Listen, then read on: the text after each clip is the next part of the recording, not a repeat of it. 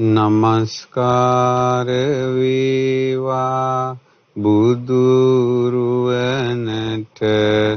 සැමදා බුදු හිමි සරණ යමි. නමස්කාර වේවා ධම්රුවනට සැමදා සදහම් සරණ යමි. නමස්කාර වේවා සංඝරුවනට සැමදා මහා සංඝ සරණ යමි. නමස්කාර වේවා තුනුරුවනට සැමදා තිසරණ සරණ යමි. සාදු සාදු සාදු. අපගේ පරම පූජනීය ගුරු දේවෝත්තම කල්යාණ මිත්‍ර පින්වත් ලොකු ස්වාමීන් වහන්සේට নমස්කාර වේවා. සාදු සාදු සාදු. ශ්‍රද්ධාවන්ත පින්වත්නි, අදත් මේ පින්වතුන්ට වටිනා දහම් කාරණාවක් අසන්නට ලැබෙනවා. ගෞතම බුදුසසුනේ උතුම් මඟඵල ලැබූ ශ්‍රාවක සංඝ රත්නයේ විස්තර මේ ඇසළ මාසයේ ඉගෙන ගන්න මේ දහම් වැඩසටහනේ අද අපි ඉගෙන ගන්නවා මඟඵල ලැබීම පිණිස භාග්‍යවතුන් වහන්සේ උපයෝගී කරගත් විශේෂ ක්‍රමයක්.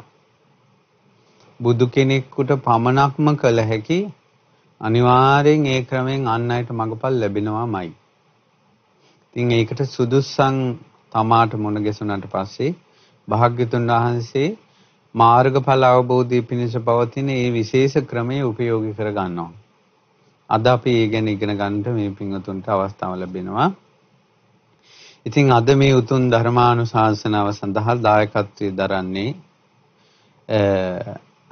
ඕස්ට්‍රේලියාවේ වෙසෙන ගයාන් හේමදාස මහත්මයා විසින්. මේ මහත්මයාගේ මූලික අදහස බවට පත් වෙලා තිබෙනවා 2017 ජූනි මාස 6 වෙනි දින මිය පරලෝකීය මැණිකේ සමරකෝන් මෑණියන්ට පින් අනුමෝදන් කිරීම මුල් කරගෙන තමයි අද දවසේ මේ ධර්මානුශාසනාව සිද්ධ කරන්නේ. ඉතින් මේ මෑණියන්ට මැණිකේ සමරකෝන් මෑණියන්ට අප්‍රමාණ පින් අනුමෝදන් වේවා. ඒ වගේම දායකත්වයේ දරූ පින්වතුන්ටත් ඔබ සියලු දෙනාටත් බුද්ධ ශාසනයේ අපමණ පිහිට ලැබේවා කියන මේ සිත පෙරදරිව අපි අද ධර්මානුශාසනාව ආරම්භ කරමු. පින්වතුනි, මීට කලින් අපි ධර්ම ඉගෙන ගනිද්දී සෝතාපන්න ශ්‍රාවකයන් ගැනත් ඒ වගේම රහතන් වහන්සේ ගැනත් ඉගෙන ගත්තා. එතකොට ඇත්තටම අපිට තව ඉගෙන ගන්න තියෙන සකදාගාමී ශ්‍රාවකයන්ගේ ස්වභාවය, ඊළඟට අනාගාමී ශ්‍රාවකයන්ගේ ස්වභාවය අපිට ඉගෙන ගන්න තියෙනවා. ඊළඟට තව තියෙනවා රහතන් වහන්සේලාගේ තියෙනවා පඤ්ඤා විමුක්ත රහතන් වහන්සේලා සහ උබතෝ භාග විමුක්ත රහතන් වහන්සේලා. ඊළඟට තව තියෙනවා සද්ධාභිඥාලාභී රහතන් වහන්සේලා. ඊළඟට සිව්පිලිසිඹියාපත් රහතන් වහන්සේලා. මේ හැම රහතන් වහන්සේ නමක් ගැනම අපිට වෙන වෙනම ඉගෙන ගන්නට වෙනවා. එකවර හැම කරුණක්ම විස්තර කරනවට වඩා මම හිතුවා බුදුරජාණන් වහන්සේගේ ජීවිත කතාවේ සංඝයා බිහි වුණ විස්තරේ ගෞතම බුද්ධ ශාසනයේ ඒ සංඝ පරම්පරාව ඇති වුණ විස්තරේ විස්තර කරන ගමන් ඒ තැන්වලදී මුණ ගැහෙන ශ්‍රාවකයන්ගේ මාර්ගඵල අනුව ඒ අදාළ විස්තර කරන්න ඕනේ කියලා තමයි හිතුනේ. ඉතින් ඒ නිසා ඔබට මේ ධර්ම දේශනා හොඳට ශ්‍රවණය කරන්න පුළුවන් වුණොත් ලොකු දැනුමක් ලැබෙනවා. ඒ වගේම සත්පුරුෂයෙකුට හිත පහදවා ගන්න පුළුවන් බුද්ධ ශාසනය ගැන. ඉතින් රහතන් වහන්සේලා මේ ලෝකේ ඉස්සල්ලාම 5 නමක් පහළ වුණා. ඇසලපුම් පොය දවසින් ආරම්භ වූ ධර්ම චක්‍ර ප්‍රවර්තනය නිසා සෝතාපන්න භාවයට පත් වුණ කොණ්ණඤ්ඤ වප්ප බද්ධිය මහානාම අස්සජී කියන 5 වගේ භික්ෂුන් වහන්සේලා එක තැනකට කැටුව පංච උපාදානස්කන්ධයේ අනාත්මය ගැන දේශනා කරද්දී ඒ උත්තමයන් වහන්සේලා අරහත්ත්වයට පත් වුණා. ඇතරම රහතන් වහන්සේලා මේ ලෝකේ පහළ වීමත් එක්ක බුදුරජාණන් වහන්සේගේ ශ්‍රාවක සංඝ රත්නය මේ ලෝකේ ශ්‍රේෂ්ඨ දේවල් වල පහළ වීම සිද්ධ වුණා. දැන් උදාහරණයක් ගත්තොත් යාවතා සංඝාවා ගණාවා තථාගත ශාවක සංඝෝ තේසං අග්ගමක්ඛායති. මේ ලෝකේ යන්තාක් ශ්‍රාවකයෝ ඉන්නවද? පිරිස් ඉන්නවද? ගණයන් ඉන්නවද? ඒ සියලු දෙනා අතර තථාගත බුදුරජාණන් වහන්සේගේ ශ්‍රාවක සංඝ රත්නයේම අග්‍රයි මේ රහතන් වහන්සේලා. ඉතින් මේ රහතන් වහන්සේලාට යම්කිසි කෙනෙක් පැහැදුනොත් අග්‍ර විපාක ලැබෙනවා. මොකද අග්‍ර පිරිසකට පැහැදෙන නිසා. යාවතා සත්තාවාසා යාවතා භවග්ගං ඒති අග්ඝා යන්තාක් සත්තාවාසයද්ද යන්තාක් භව ඇද්ද භවග්‍ර ඇද්ද ඒ සියල්ල අතර ඒතේ සෙට්ඨා ලෝකස්මින් ඒ සියලු ලෝකයේ අතර ශ්‍රේෂ්ඨ වෙනවා යදිදං අරහන්තෝති රහතන් වහන්සේලා. සුඛිනෝ වත අරහන්තෝ තණ්හතේ සන්න විජ්ජති අස්මිමානෝ සමුච්චින්නෝ මෝහජාලං පදාලිතං. ඒ රහතන් වහන්සේලාගේ ගුණ මේ කියන්නේ. ඔබට රහතන් වහන්සේ නමක් කවුද කියලා මේ ගුණ ඇසුරින් හිතට යම් දෙයක් තේරුම් ගන්න. ඒ රහතන් වහන්සේලා තමයි සුවසේ වාසය කරන්නේ. සිත කැළමිලා නැහැ ඒ රහතන් වහන්සේලාගේ. අස්මිමානේ සම්පූර්ණයෙන්ම සින්දා. මෝහ ජාලය පලා දැම්මා. අනේජන්තේ අනුප්පත්තා චිත්තන්තේ සං අනාවිලං ලෝකේ අනුපලිත්තාතේ බ්‍රහ්ම භූතානාසවා. කෙලෙස් නැතුව ලෝකේ සමග ඇලෙන්නේ නැතුව නොකැලමුණ හිතකින් ශ්‍රේෂ්ඨත්වයට පත් වෙලා ආශ්‍රව ශේකරලා රහතන් වහන්සේලා ඉන්නේ. පංචක්ඛන්දේ පරිඤ්ඤාය සත්ත සද්ධම්ම ගෝචරා පාසංසියා සප්පුරිසා පුත්තා බුද්ධස්සෝරසම්. ඒ රහතන් වහන්සේලා පංච උපාදානස්කන්ධේ පිරිසිඳ අවබෝධ කළා. ඊළඟට සත්ත රතන සම්පන්නා. සත්ත බොජ්ජංග නැමැති මාණික්කෙන් සුසංවිතයි. පාසංසියා සප්පුරිසා පුත්තා බුද්ධස්සෝරසා. සත්පුරුෂයන් වහන්සේලා රහතන් වහන්සේලාට ගුණ කියන්නේ ඒ රහතන් වහන්සේලා බුදුරජාණන් වහන්සේගේ හදවතේ උපන් දරුවෝ කියලා. සත්ත රතන සම්පන්නා තීසු සික්ඛාසු සික්ඛිතා අනුවිචරಂತಿ මහාවීරා පහීන භය බහිරවා. ඒ සත්ත රතනයන්ගෙන් සම්පූර්ණ බොජ්ජංග ධර්මයන්ගෙන් සම්පූර්ණ සීල සමාධි ප්‍රඥා ශික්ෂාවේ හික්මුණ ඒ මහා විහිරයන් වහන්සේලා බය නැතුව මේ ලෝකේ හැසිරෙනවා. බය බෙහෙරව සිඳලා දැම්මා. දසාංගේහි සම්පන්නා. ඒ රහතන් වහන්සේලා අංග 10කින් යුක්තයි. ඒ තමයි අසේක සම්මා දිට්ඨි. අසේක කියන්නේ සේක කියලා කියන්නේ හික්මෙන. සම්මා දිට්ඨියේ පුහුණු වෙන. අසේක සම්මා දිට්ඨිය කියන්නේ සම්මා දිට්ඨියෙන් කළ යුතු දේ කරලා අවසන්. අසේක සම්මා දිට්ඨි. අසේක සම්මා සංකප්ප. අසේක සම්මා වාචා. අසේක සම්මා කම්මන්ත. අසේක සම්මා ආජීව. අසේක සම්මා වායාම. අසේක සම්මා ආජීව. අසේක සම්මා සති. අසේක සම්මා සමාධි. අසේක සම්මා ඥාන. අසේක සම්මා විමුක්ති.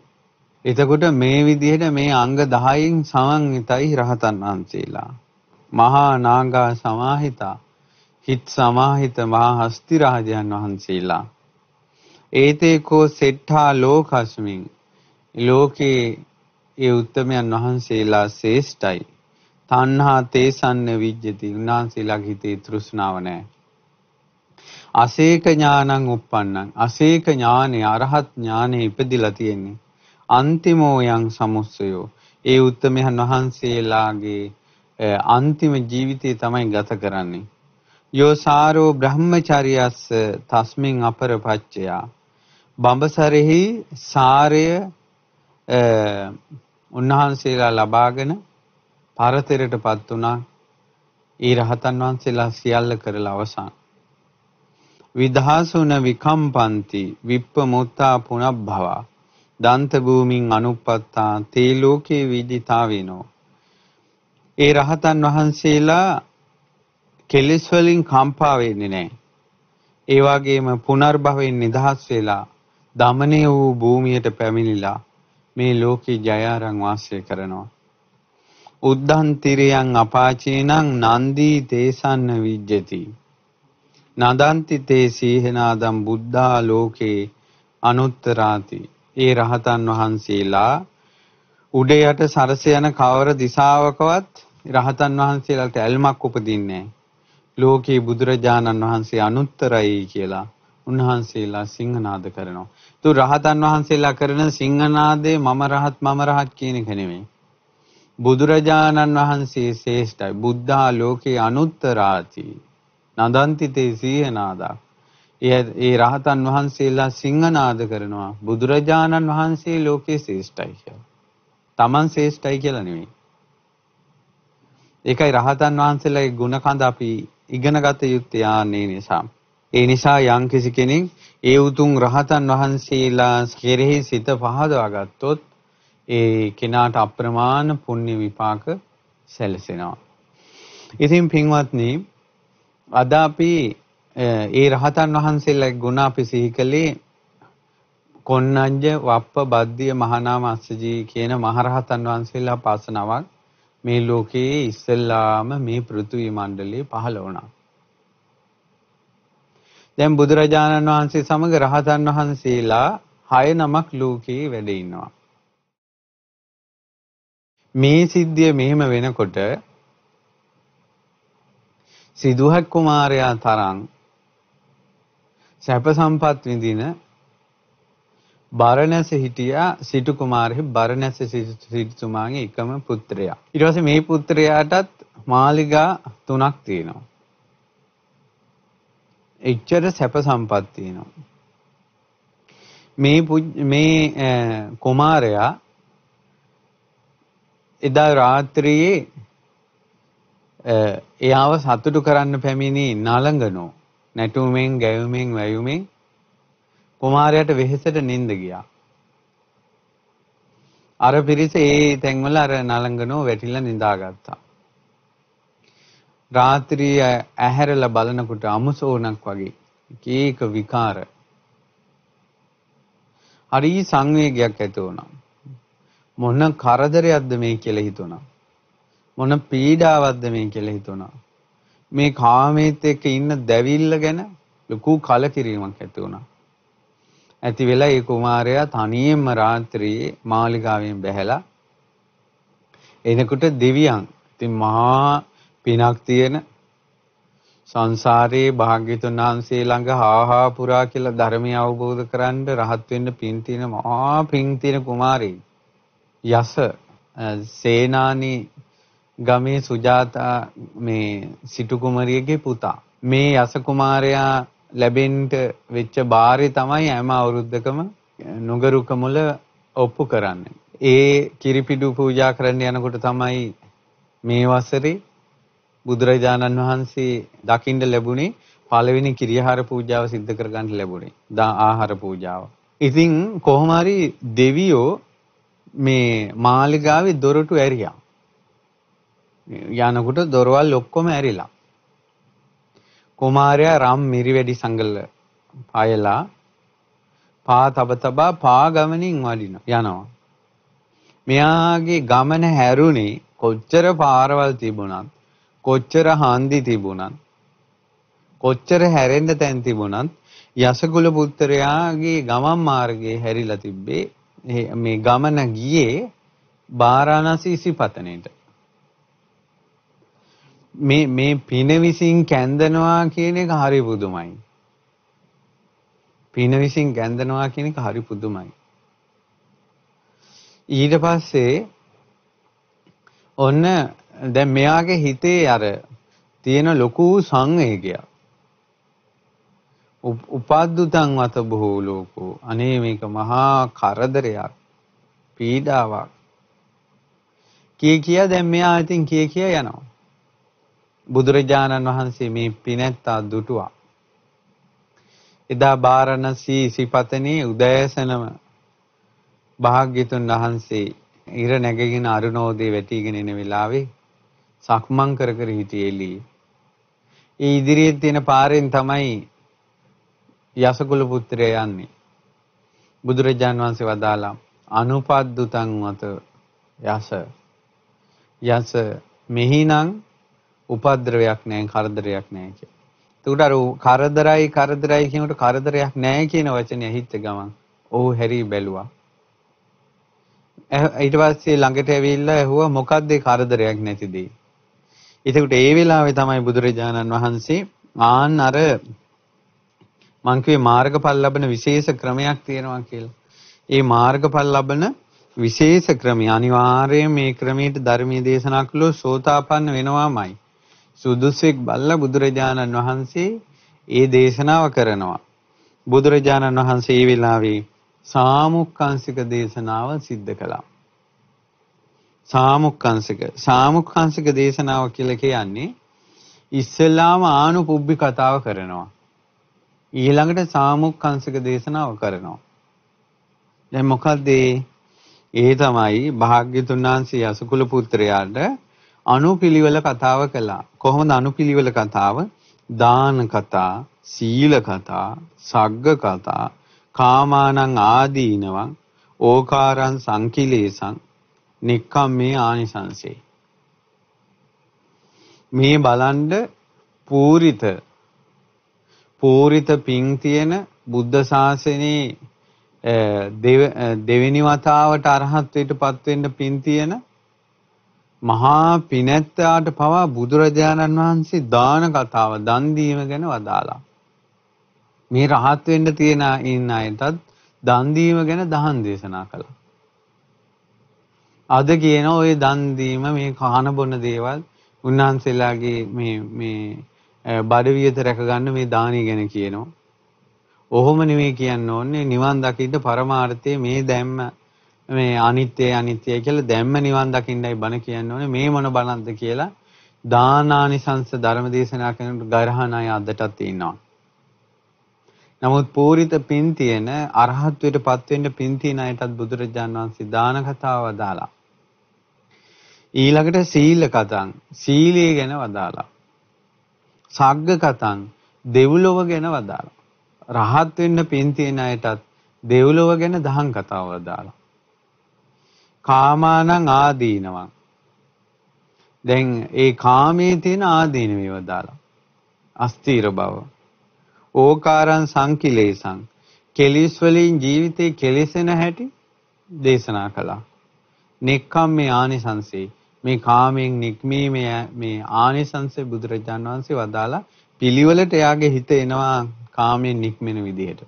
අන්න මේ දහම් කතාව වදාරනකොට මෙයාගේ හිත ධර්ම අවබෝධයට සුදුසු වෙනවා. ඒක විස්තර කරනවා කල්ල චිත්තං. ඒ හිත යෝග්‍ය වුණා. ධර්ම අවබෝධයට යෝග්‍ය වුණා. ඒ දහම් කතාවෙම තමයි හැදෙන්නේ ධර්ම අවබෝධයට. දැන් තේරෙනව නේද? ධර්ම අවබෝධයට මාර්ගඵල ලබන්න හිත යෝග්‍ය වෙන්න ඕන.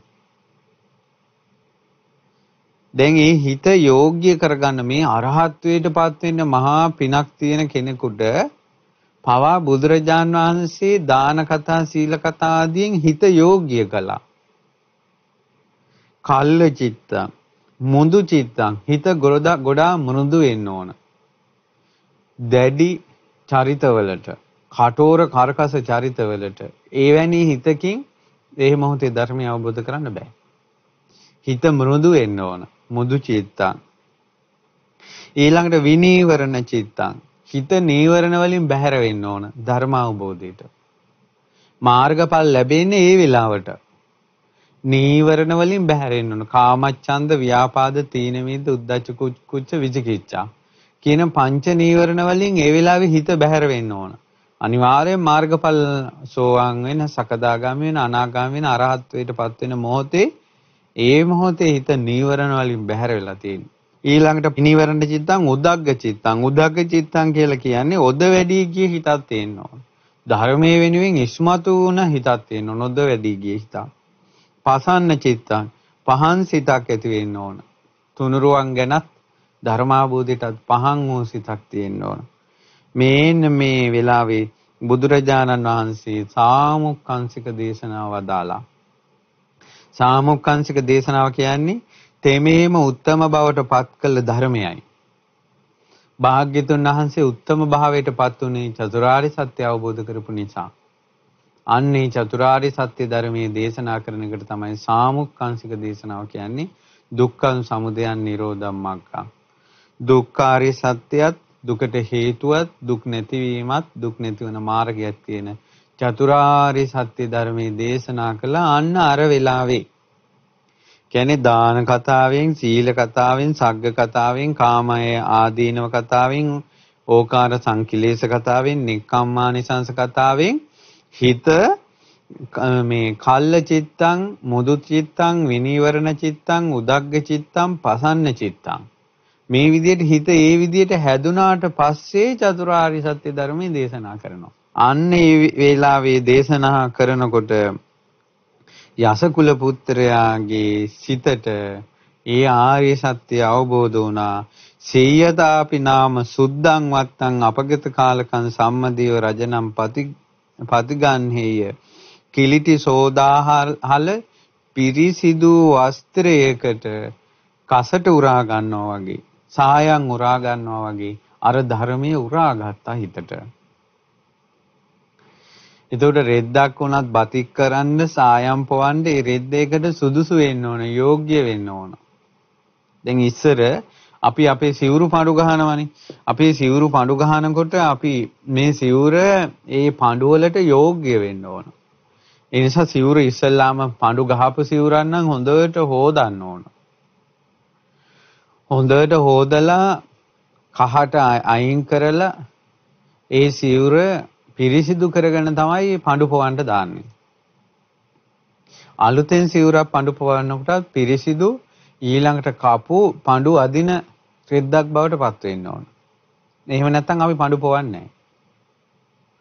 ඒ වගේ තමයි අර කෙනෙකුට චතුරාර්ය සත්‍ය ධර්මයේ දේශනා කරන්න ඒ ගැඹුරු ධර්මයේ අවබෝධ කරවන්න එයාගේ හිත යෝග්‍ය කරන්න ඕන. ඒ යෝග්‍ය වුණ හිතට ධර්මය අවබෝධ වුණා. දහං ඇස පහළ වුණා. යංකින්චි සමුදය ධම්මං සබ්බන්තං නිරෝධ ධම්මං. හට ගන්නා වූ ස්වභාවයෙන් යුතු යම් ධර්මයක් තියෙනවද? ඒ සියල්ල නිරුද්ධ වී යන ස්වභාවයෙන් යුක්තයි කියලා දහං ඇස පහළ වුණා. එතකොට බලන්න ගොඩාක් දේවල් අපිට මේකෙන් ඉගෙන ගන්න තියෙනවා. ඒ තමයි චතුරාර්ය සත්‍ය අවබෝධ කරන්න හිත යෝග්‍ය වෙන්න ඕන. ඒකයි තුනුරුවන් ගැන හිත ගොඩාක් පැහැදෙන්න ඕන. ඊළඟට දාන කතා, සීල කතා, සග්ග කතා, දානය ගැන අහලා, සීලය ගැන අහලා, සුගතිය ගැන අහලා, කාමයේ ආදීනව ගැන අහලා, කෙලෙස් වල ස්වභාවය ගැන අහලා. දැන් භාග්‍යතුන් වහන්සේ නම් ඒ මොහොතේ ඒ ෂණයෙන්ම ඔය ඔක්කොම ටික කරනවා. ඒ අපගේ ශාස්ත්‍රුන් වහන්සේ. අද කාලේ මිනිස්සු ඉන්නේ අනිත් අයට ගරහා බැන දොස් කිය අඩුපාඩු හොයා වඳින්න යන පන්සලේ වැරද්දක් හොයනවා. දන් දෙන හාමුදුරන්ගේ වැරද්ද හොයනවා. අහන බණ ටිකේ වැරද්ද හොයනවා. පැය ගණන් බණ අහගෙන ඉන්නවා අකුරක් වැරදෙනකල්, වචනයක් වැරදෙනකල්. මේ වාගේ නපුරු කර්කස කටෝර අන්ධබාල පෘතජන භාවී ගිලී තියෙන මිනිසුන්ගේ හිත් චතුරාර්ය සත්‍ය ධර්මයේ අවබෝධ කරන විදිහට මාර්ගඵල අවබෝධයක් කරා ගන්න විදිහට හදන එක නම් ලේසි නෑ. ලේසි නෑ. දැන් බලන්න හිතක් යෝග්‍ය වෙන්න ඕන. පිරිසිදු වස්ත්‍රයකට සායම් පොවන්න වස්ත්‍රේ සුදුසු වෙනවා වගේ හිත යෝග්‍ය වෙන්න ඕන මාර්ගඵල අවබෝධයට. හිත මාර්ගඵල අවබෝධයට යෝග්‍ය වුණාට පස්සේ තමයි චතුරාර්ය සත්‍ය ධර්මයට තේරෙන්නේ. ඒ හිත යෝග්‍ය කරගන්න භාග්‍යතුන් වහන්සේ යාගේ හිත අනුපිළිවෙලට වැඩුවා. අනුපිළිවෙලට සුද්ධ කළා.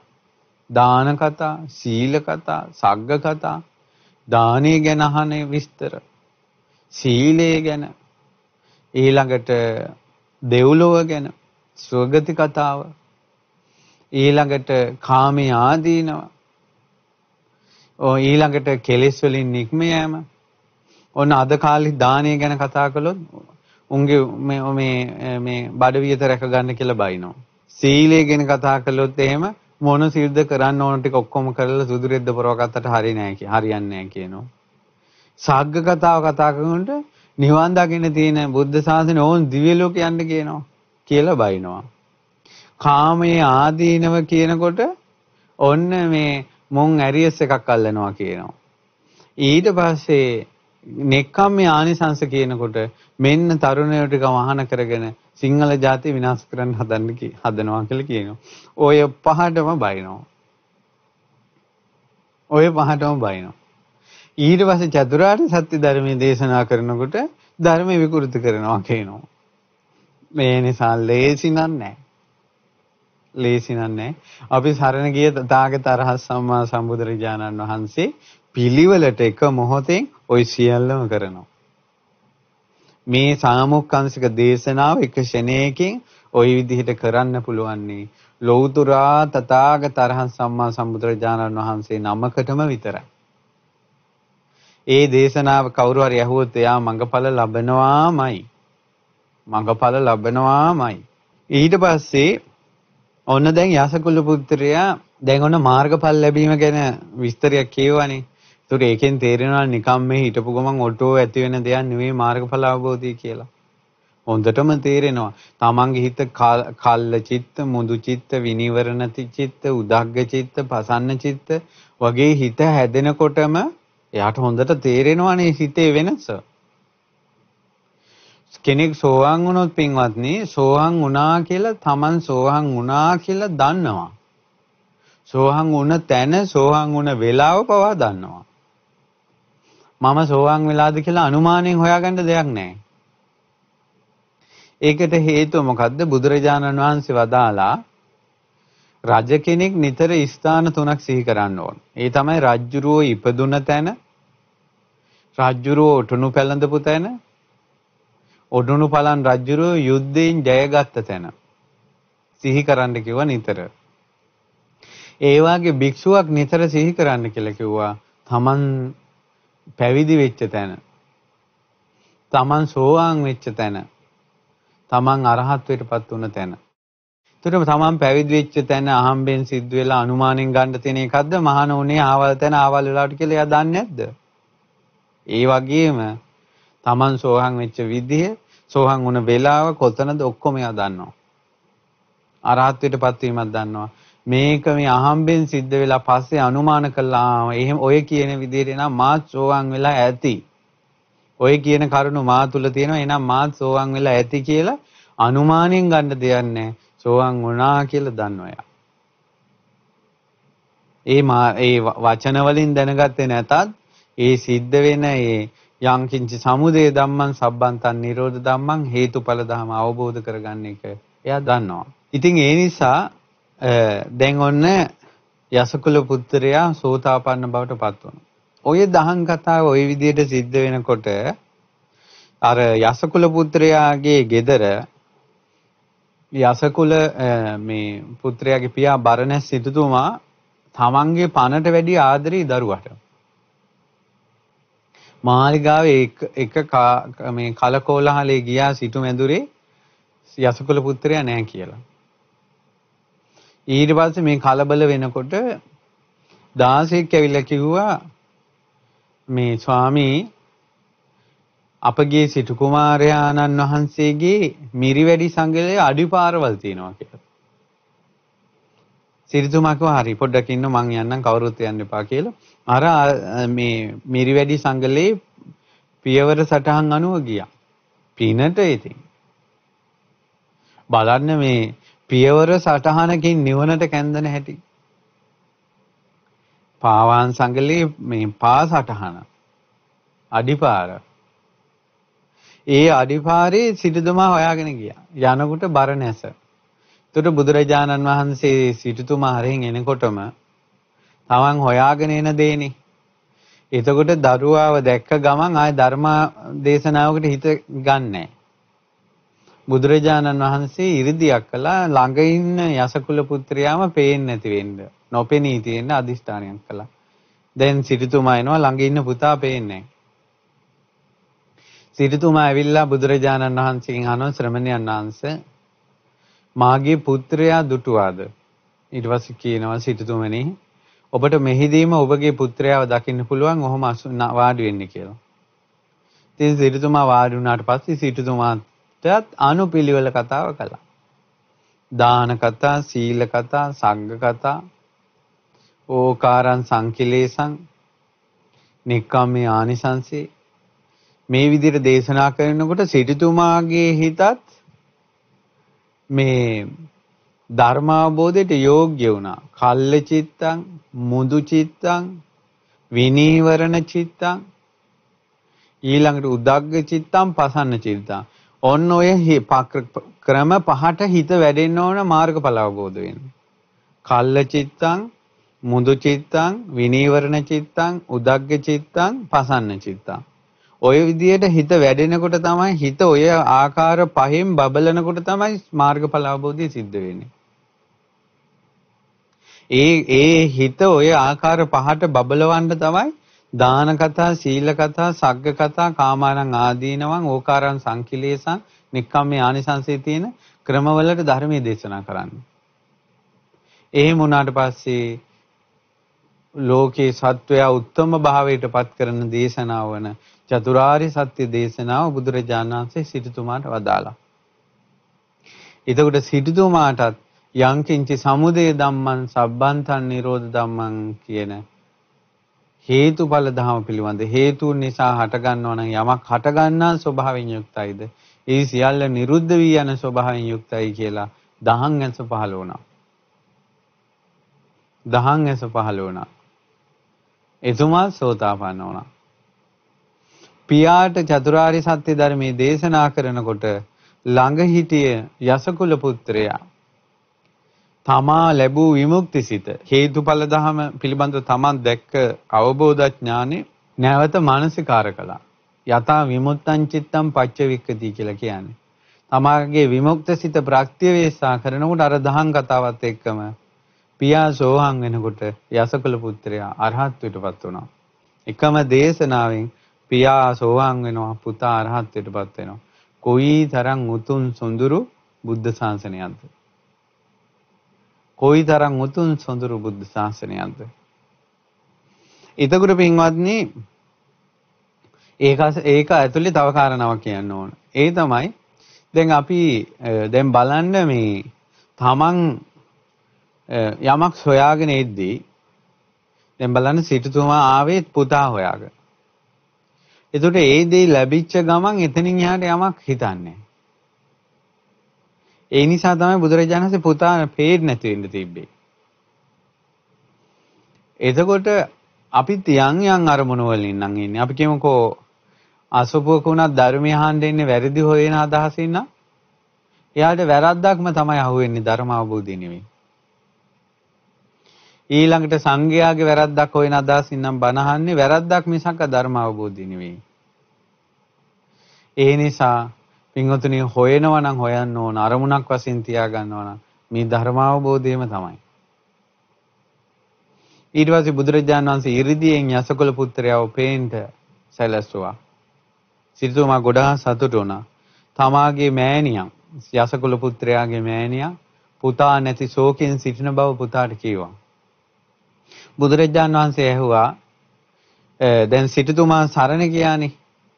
ස්වාමීනි අභික්ඛන්තම් බන්ති අභික්ඛන්තම් බන්ති. සිටුතුමා මේ වෙලාවෙම කිව්වා ස්වාමීනි සුන්දරයි සුන්දරයි. යටට හැරවිලා තිබ්බ දෙයක් උඩට හැරෙවුවා වගේ.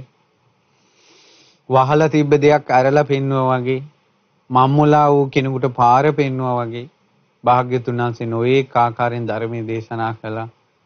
ඇස් ඇති කෙනෙකුට රූප බලන්න අඳුරේ තෙල් පහනක් දැල්ලුවා වගේ. මම බුදුරජාණන් වහන්සේ ධර්මය සංඝ රත්නය සරණ යනවා කියලා තෙරුවන් සරණ ගියා.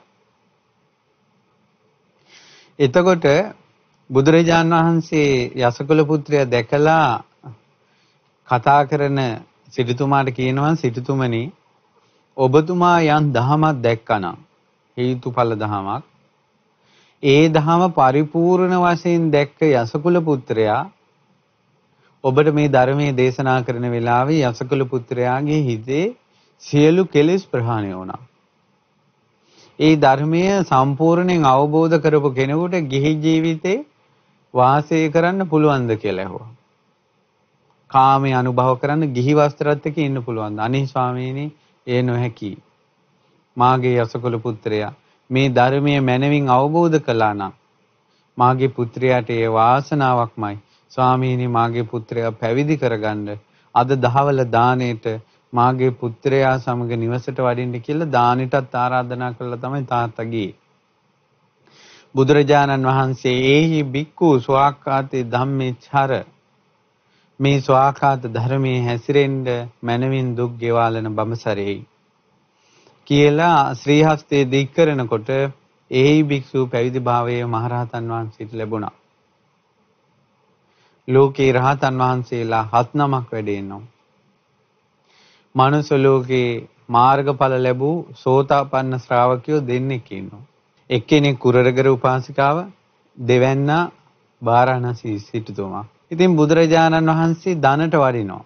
දැන් බලන්න පින කියන්නේ කපිලවස්තුවට බුදුරජාණන් වහන්සේ වැඩම කරලා යමක මහ ප්‍රාතිහාර්ය පාලත් පහෝදා දානෙට ආරාධනා කරන්න අමතක වුණා. කපිලවස්තුවේ සුද්ධෝදන රජතුමාටත්.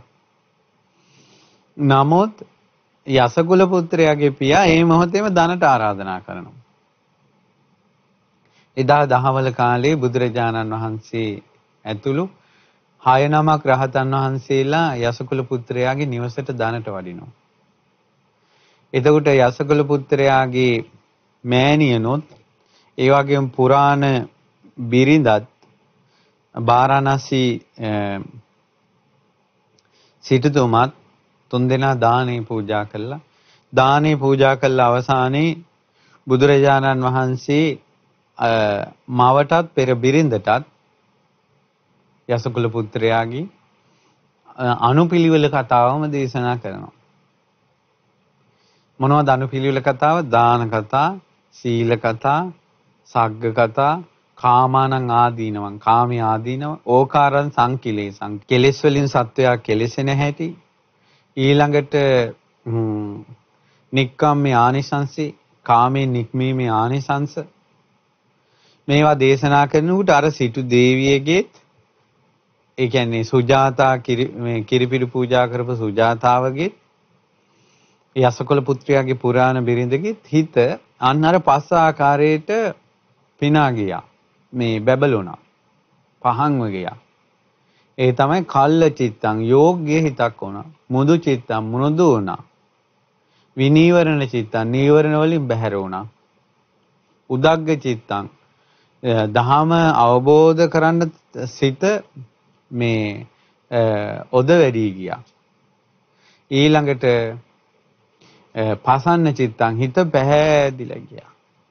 පිරිසිදු වස්ත්‍රයකට සායම් උරනවා වගේ. ඒ අයට ඒ මොහොතේ බුදුරජාන් වහන්සේ සාමුක්ඛංශික දේශනාව නැමැති චතුරාර්ය සත්‍ය ධර්මය අකුලවා දේශනා කිරීමේ දහම්පරයය වදාළා. ඒ සාමුක්ඛංශික දේශනාව දේශනා කරනකොට ඒ දෙදෙනාගේ සිත් තුල යංකින්ච සමුදය ධම්මං සබ්බන්තං නිරෝධ ධම්මං හේතුන් නිසා යමක් හට ගන්නවා නම් ඒ සියල්ල හේතු නැතිවීම නැති වෙනවා යනවා කියලා දහංගස පහළ වුණා. සෝතාපන්න වුණා. බලන්න පින තියෙන විදිහ. ඒ සුජාතා සේනානී දීත්‍රු තමයි මේ බුද්ධ ශාසනයේ පළමුවෙන්ම තෙරුවන් සරණ ගිය උපාසිකාව. ඒ කොයිතරම් වාසනාවන්ත වුණාද? බලන්න එකම ධර්ම දේශනාවෙන් ඉතින් යසකුල පුත්‍රයා ගීගේ නික්මීම මුල් කරගෙන කොච්චර වැටක් මඟපල් ලැබුවාද කියලා. ඊට පස්සේ භාග්‍යතුන් වහන්සේ වාරාණසී ඉසිපතනේම වැඩ සිටිනවා. වැඩ සිටිනකොට දැන් ඔන්න හාහෝ ගාලා කතාව ගියා යසකුල පුත්‍රයාගේ ළඟම ඉන්න උදේ හවස මුණ ගැහෙන යාළුවෝ 4 දෙනෙක් ඉන්නවා. විමල සුභාව් පුන්නජී ගවම්පති කියලා. විමල සුභාව් පුන්නජී ගවම්පති කියලා මේ යාළුවෝ 4 දෙනෙක්. මේ යාළුවෝ 4 දෙනාට අහන්නට ලැබුණා බාරාණසී ඉසිපතනේ යසකුල පුත්‍රයා පැවිදි වෙලා කියලා. මේ තරම් තමාගේ ජීවිතයටත් වැඩිය බරණැස මහසිටුතුමා ආදරය කරපු කුමාරයා ගිහිල්ලා පැවිදි වුණා නම් දෙමව්පියොත් ඒකට කැමති වුණා නම් ওই පැවිද්ද නම් සුළු දෙයක් නෙවෙයි. ඒ ශ්‍රමණ ජීවිතේ නම් සුළු දෙයක් නෙවෙයි කියලා. අපිත් ඒක මේ මොකද්ද මේ කියලා බලන්න යන්න ඕන කියලා මේ 4 දෙනා මේ ඉසිපතනේට ගියා. යනකොට ඉසිපතනේ වැඩ හිටපු යසමහරහතන් වහන්සේ මුණ ගැහුණා. මේ පැවිද්ද උතුම් දැහුවා. මාගේ ප්‍රිය මිත්‍රවරුනි මේ පැවිද්ද ශ්‍රේෂ්ඨයි කිව්වා. අපිටත් එහෙනම් දේශනා කරන්නේ ධර්මයේ කිව්වා. එහෙනම් එන්න කියලා බුදුරජාණන් වහන්සේ ළඟට ගෙන්නගෙන ගියා. ඒ කාලේ ශ්‍රාවකයෝ ශාස්ත්‍රුන් වහන්සේගෙන්ම ධර්මයයි නිවනයි ලබා ගන්න හැටි බලන්න. ඊට පස්සේ මොකද වුනේ? බුදුරජාණන් වහන්සේ ළඟට ගෙන්නන්න ගියට පස්සේ බුදුරජාණන් වහන්සේ යසකුල පුත්‍රයාගේ යාළුවන් 4 දෙනා විමල සුභාව පුන්නජී ගවම්පති කියන 4 දෙනාටත් බුදුරජාණන් වහන්සේ අනුපිළිවෙල කතාව කළා. සාමුක්ඛංශික දේශනාව කළා. ඔවුන්ට පිරිසිදු වස්ත්‍රයකද සායම් උරා ගන්නවා වගේ අර චතුරාර්ය සත්‍ය දේශනාව අවබෝධ වුණා. ඔවුන්ටත් දහම් ඇස පහළ වුණා. ඒ 4 දෙනා සෝවාන් වුණා. දැන් මුල්ම කාලේ බුද්ධ ශාසනය පැවිදි වෙච්ච සියලුම දෙනා සෝහං වෙලා මහානකම ගන්නේ. මුල්ම කාලේ සෝහං වෙනවා ඊට පස්සේ තමයි පැවිදි වෙන්නේ. එතකොට ඒ කාලේ කසාවතට සුදුසුම මේ කසාවත පොරව ගන්න සුදුසුම අයටයි කසාවත පෙර වෙන්නේ. බුදුරජාණන් වහන්සේගේ නිස්සංගල ඉදිරියේ කසාවත ලැබෙන්නේ කසාවතට සුදුසු අයටමයි. ඒ 4 දෙනාත් පැවිදි ඉල්ලුවා. බුදුරජාණන් වහන්සේ එහි භික්ෂු භාවයෙන් පැවිදි කළා. නැවත නැවත ධර්මයේ විස්තර කරනකොට ඒ සියලු දෙනාම සියලු ආශ්‍රවයන්ගෙන් සිත් නිදහස් වෙලා අරහත්ත්වයටපත් වුණා. අමාරුම දේ පින්වත්නි සෝවාන් වෙන එක. සෝවාන් වෙච්ච කෙනාට අරහත්ත්වයටපත් වෙනවා කියන එක සිද්ධ වෙනවා. ඊට පස්සේ ආරංචි වුණා යසකුල පුත්‍රයාගේ යාළුවෝ කාසි ජනපදවාසී 50ක් පමණ කුල පුත්‍රයෝ හිටියා. දැන් අතර විමල සුභාව පුන්නජී ගවම්පති කියන්නේ නිතර ළඟම ඉන්න යාළුවෝ. දැන් මේ රහතන් වහන්සේලා ගැන පස්සේ විස්තර තියෙනවා. අපි ගමු ගවම්පති මහරහතන් වහන්සේ කියලා. දවසක් ගවම්පති මහරහතන් වහන්සේ එක්තරා ගංගාවක් අයිනේ වැඩ වාසය කළා. භාවනාවෙන් වැඩ වාසය කරනකොට උන්වහන්සේට දිවසින් පෙනුණා මේ තමන් ඉදිරියේ තියෙන ගංගාවේ ආරම්භක තැන එකපාරම විශාල 7000 වර්ෂාපතනයක් ඇති වෙනවා. ගම්මාන ගණනාවකට. ඒ වතුර ටික එකවර ආවොත් එහෙම මේ ගම්වල මිනිස්සු මේ අවට ඒ ගාම්පති මහ රහතන් වහන්සේට දම් බෙදන ගඟින් එහා පැත්තේ මෙහි පැත්තේ මිනිස්සු ඔක්කොම යට වෙලා යනවා. තව සුළු මොහොතකින් ගාම්පති මහ රහතන් වහන්සේ ඉරිදියක් කළා. ගඟ ගලන්නේ නැහැ. ගඟ එහෙම්ම තියෙනවා. යම් මොහොතක අර වහපු වැස්ස විසිරී පැතිරිලි උරාගෙන අර එකපාර ජලයේ ගලන එක නතර වෙනවාද? ඒ වෙලාවට තමයි ආයේ ගඟ ගැලුවේ. ගඟ ගලන්නේ චිත්‍රයක් වගේ තියෙනවා. ගාම්පති මහරහතන් වහන්සේ කලේ. ගාම්පති මහරහතන් වහන්සේ විවේක ගන්න සේරිස්සක කියන විමානෙට වඩින්නේ. ඉතින් මේ වාගේ රහතන් වහන්සේලා ඊට පස්සේ පින්වත්නි දැන් ඔන්න යසකුල පුත්‍රයාගේ යාළුවෝ 50ටත් ආරංචි වුණානේ. ඒ 50ත් යසකුල පුත්‍රයාත් පැවිදි වුණා නම් විමල සුභාව පුන්නජී ගාම්පති මිත්‍රයොත් පැවිදි වුණා නම් ඒ දෙමව්පියොත් අනුදැන්නවා නම් මේක සුළු දෙයක් නෙවෙයි කියලා ඒ 50ත් හොයාගෙන ගිහිල්ලා ඇහුවා. යසකුල පුත්‍රයා කිව්වා මේ ශ්‍රේෂ්ඨ පැවිද්දා. එහෙනම් අපිටත් මේ ධර්මයේ දේශනා කරන්න කිව්වා. එහෙනම් එන්න කියලා බුදුරජාණන් වහන්සේ ළඟටම ගෙන්නන්න ගියා. ඒ කාලේ බණපදයේ අවවාද අනුශාසනා සියල්ල බුදුරජාණන් වහන්සේගෙන් ගත්තේ. අද නම් අපි සුදුසු කෙනා හේවිල්ලා නැහනේ. අපේ යාළුවෙක් අපි ගා හොයාගෙන આવොත් අපිමනේ යාට කරුණු කියලා එහෙම කරන්නේ. අපි සුදුසු කෙනාට යොමු කරන්නේ. ඊට පස්සේ මොකද වුනේ? අර 50ක් ඒ යාළුවන් බුදුරජාණන් වහන්සේ ළඟට කැටුව ගියාට පස්සේ බුදුරජාණන් වහන්සේ ඒ ඇත්තන්ට අනුපිළිවෙල කතාව වදාලා. අර ඉස්සෙල්ලා අපි කිව්වේ ඒ අනුපිළිවෙල කතාව දේශනා කරනකොට ඒ පිරිසටත් ධර්මයේ අවබෝධ වුණා. යංකින්චි සමුදය ධම්මං සබ්බහන්තං නිරෝධ ධම්මං කියලා. ඉතින් ඒ පිරිස ඒ ධර්මයේ පිරිසිදු වස්ත්‍රයකට සායම් උරා ගන්නවා වගේ චතුරාර්ය සත්‍ය අවබෝධය ලැබුවා. සෝතාපන්න වුණා. පැවිද්ද ඉල්ලුවා, උපසම්පදාව ඉල්ලුවා. එහි භික්ෂුව පැවිදි උපසම්පදාව ලබා දුන්නා. බලන්න ඒ 50ටත් කසාවත ලැබෙන්නේ කසාවතට සුදුසුම අයට. මේ බුද්ධ ශාසනය ඉස්සෙල්ලාම කසාවත් ලැබුණේ නැත්තන්. අරහත්ත්වයටපත් වුණ ධර්මය අහලා. ඔන්න 61 නමක් රහතන් වහන්සේලා වැඩ ඉන්නවා. කවුද? කොණ්ඩඤ්ඤ වප්ප බද්දී මහානාම අස්සජී කියන රහතන් වහන්සේලා 5 නමයි. යසකුල යස රහතන් වහන්සේ විමල සුභාව පුන්නජී ගාම්පති 4 නමයි 5 එතන 5 නමයි 19යි. යාළුවෝ 59 ඒ රහතන් වහන්සේලා 50යි 69යි භාග්‍යතුන් වහන්සේ 61 නමයි.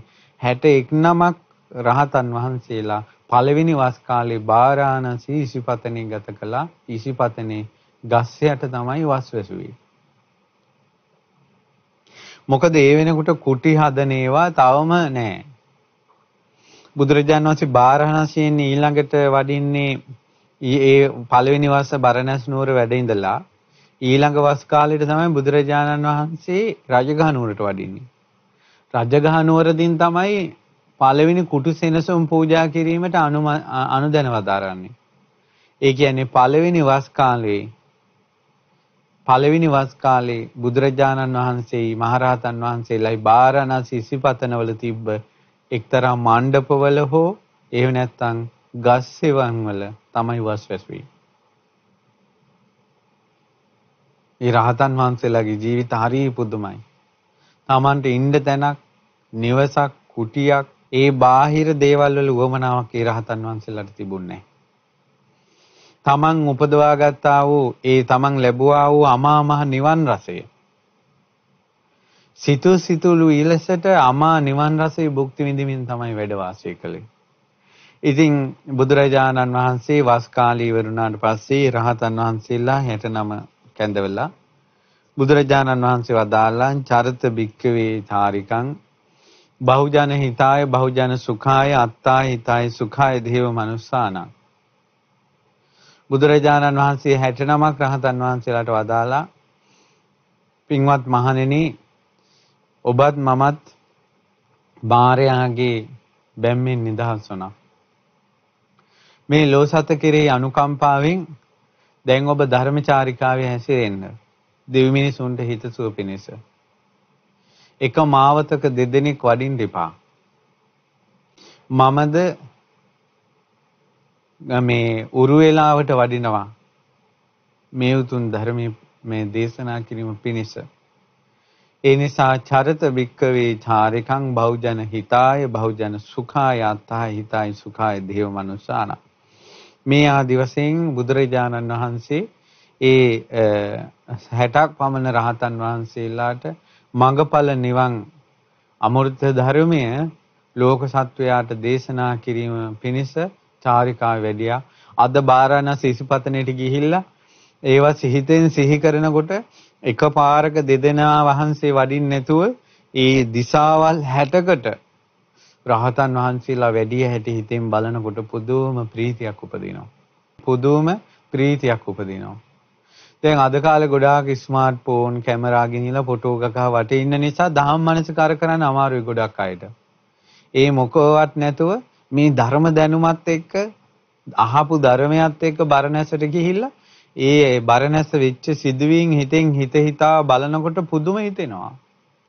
එදා ආකාශයේ පිරිවරාගෙන හිටපු කෝටි ගණන් දෙවියන් බඹුන් මගපල් ලැබපු හැටි සිහි කරනකොට පස් නමක් වහන්සේ භාග්‍යතුන් වහන්සේගෙන් ධර්මය අහපු හැටි සිහි කරනකොට යසකුල පුත්‍රයා මුණ ගැහිච්ච තැන අද දන්සභා මණ්ඩපේ හදලා තියෙනවා. ඒවා සිහි කරනකොට සාරිපුත්ත මොගලන් උත්තමයන් වහන්සේලා සත්‍ය විභංග සූත්‍රයේ දේශනා කරපු තැන සිහි කරනකොට හරි පුදුම හිතෙනවා. ඉතින් ඒ නිසා ඉතින් යම් කාලෙක ඉතින් දැන් නම් ඉතින් හිතා ගන්නවත් බෑ යම් කාලෙක දඹදිව යන්න පුළුවන් වුණොත් ගිහිල්ලා ඒවා දැකලා බලලා දහම් මානසිකාරයෙන් ප්‍රීති උපදව ගන්න. බොහෝ කාලයක් හිතසුව පිණිස පවතිනවා. චිත්ත ප්‍රසාදේ කියන එක සුළු දෙයක් නෙමෙයි පින්වත්නි. බොහෝ කාලයක් හිතසුව පිණිස පවතිනවා. ඉතින් ඒ නිසා ඕන්න මේ පින්වතුන්ට අද දවසේ කියලා දුන්නා බුදුරජාණන් වහන්සේ මාර්ගඵල අවබෝධයේ පිණිස බුදු කෙනෙකුටම කළ හැකි විශේෂ ක්‍රමයක්. ඒ තමයි සාමුක්ඛංශික දේශනාව. අනුපිළිවෙල කතාව කළා හිත පස් ආකාරයෙන් ඒ ධර්ම අවබෝධයට සුදුසු කරවලා චතුරාර්ය සත්‍ය ධර්මයේ දේශනා කරනවා. ওই විදිහටත් මඟඵල ලබනවා. භාග්‍යතුන් වහන්සේ බොහෝ ශ්‍රාවකයන්ට ওই අනුපිළිවෙල කතාව වදාලා. ඒ නිසා භාග්‍යතුන් වහන්සේ අනුපිළිවෙල කතාවෙන් ඔවුන්ගේ හිත ධර්ම අවබෝධයට සුදුසු කරවලා අවබෝධයේ පිණිස යම් දහමක් වදාලාද ඒ තුන් චතුරාර්ය සත්‍ය ධර්මය අවබෝධ කරගන්න අපිටත් වාසනාව ලැබේවා. සාදු සාදු සාදු. ඉතින් පින්වතුනි අපි අද පුණ්‍යානුමෝදනාව සිද්ධ කරමු. ඒ තමයි විශේෂයෙන් 2017 ජූනි මාස 6 වෙනි දින මිය පරලෝකීය මණිකේ සමරකෝම් මෑණියන්ට පින් අනුමෝදන් කරන්නට ගයාම්පේ හේමදාස මහත්මයා විසින් මේ පින්කම කළේ. ඉතින් මේ රැස්වුණ සියලුම පුණ්‍ය ධර්මයන්ගේ ආනුභාව බලයෙන් මණිකේ සමරකෝන් මෑණියන්ට අනුමෝදන් වේවා මේ පින අනුමෝදන් වේවා. ඒ මෑණියන්ටත් මිය පරලෝකීය ඥාතීන්ටත් මේ පින් අනුමෝදන් වෙත්වා කියලා සාදු කියන්නේ. ඒ වගේම සියලු දෙවියෝ මේ පින් අනුමෝදන් වී මේ සියලු දෙනා දැහැමින් රැක ගනිත්වා. ඒ වගේම පරම පූජනීය ගුරු දේවෝත්තම කල්යාණ මිත්‍ර පින්වත් ලොකු ස්වාමීන් වහන්සේට මේ පින් අනුමෝදන් වෙලා පින්වත් ලොකු ස්වාමීන් වහන්සේ නිදුක් වේවා නිරෝගී වේවා සුවපත් වේවා දීර්ඝායුෂම සැලසේවා කියලා අපි පින් අනුමෝදන් කරනවා. ලොකු ස්වාමීන් වහන්සේ ඇතුළු පිළිවෙත් පුරන සියලු සංගරුවනට අනගාരിക මෑණිවරුන්ට පැවිදි අපේක්ෂක දූපතුන්ට චතුරාර්ය සත්‍ය අවබෝධයට මඟඵල නිවන් අවබෝධය පිණිස මේ පින් හේතු වාසනාම වේවා. පින්වත් දරුවෙකු බලාපොරොත්තු වෙන සිටින ගයාන් හේමදාස මහත්මයාට සහ එම මහත්මියට ඒ ප්‍රාර්ථනාව ඉටු වේවා කියලා බුද්ධානුභාවයෙන් ධම්මානුභාවයෙන් සංඝානුභාවයෙන් අද කළ ධර්ම දානයේ පින් බලෙන් අඟුලිමාල මහා සෑයානුභාවයෙන් අඟුලිමාල මුනිදුන්ගේ තේජසින් පින්වන්ත දරුවෙක් ලැබෙන්න මේ පින් හේතු වාසනාම වේවා. සුජීවත්ව සිටින දෙමව්පියන්ට සහෝදර සහෝදරයන්ට නිදුක් නිරෝගී සුව සැලසේවා. දායකත්වයේ දරු ගයන් හේමදාස මහතාටත් පවුලේ සියලු දෙනාටත් නිදුක් නිරෝගී සුවපත් භාවයන් කල්යාණ මිත්‍ර ආශ්‍රයත් නිරන්තරයෙන් සැලසේවා. චතුරාර්ය සත්‍ය ධර්මය අවබෝධ කරගන්නම සැලසේවා. ඔබ අප කාටත් මව් දෙමව්පිය ඥාති බන්දු මිත්‍ර ආදීන්ටත් මේ පින් අනුමෝදන් වේවා. කාර්ය මණ්ඩලයේ සියලු දෙනාට පින් අනුමෝදන් වේවා. කොරෝනා රෝගයෙන් රෝගී වී සිටින සියලු දෙනා ඉක්මනින් නිරෝගී වේවා. ලෝක ව්‍යසන වසංගතේ දුරින්ම දුරු වේවා. අපි කාටත් දුක්ඛිත සංසාරයෙන් නිදහස් වෙන්න වාසනාව ලැබේවා. තිරුවන් සරණයි. නමෝ බුද්ධාය.